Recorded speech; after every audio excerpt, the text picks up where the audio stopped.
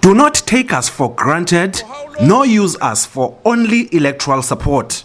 That's the stern warning from traditional leaders. They are demanding recognition, a salary review, allocation of a budget, as well as their own parliament building. We think it's high time we take you and your government to court.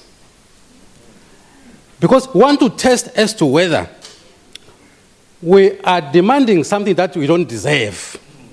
The court will determine as to whether Amakosi, you don't deserve anything. You are just good during elections only. We agreed that we are going to give you this day and this day only.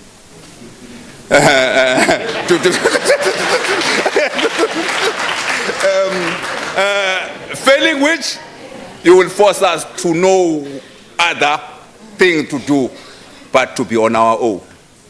To do what our forebears did in colonialists, to fight until, of course, our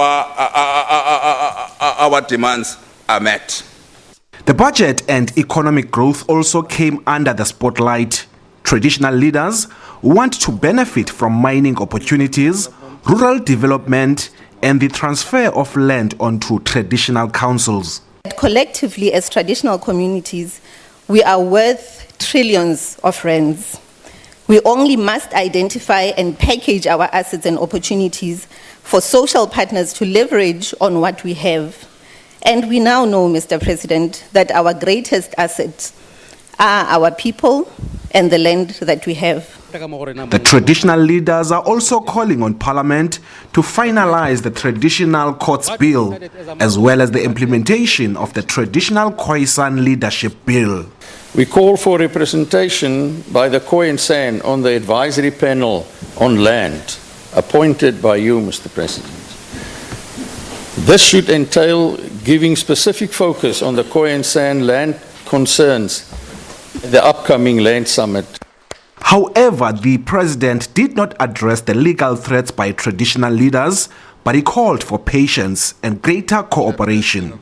COGTA itself should continue to monitor progress in this regard and should work towards the finalization of the handbook on the tools of trade.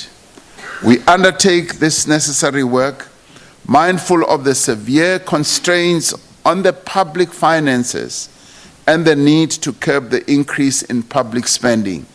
As all of us heard, in his budget speech yesterday, the Minister of Finance outlined a range of measures to reduce costs and to increase revenue, to eliminate wastage, abuse, and to shift resources to where they have the greatest impact. The president has also called for input from traditional leaders ahead of the land summit to be held later this year. Ulelani Philip, SABC News, Parliament.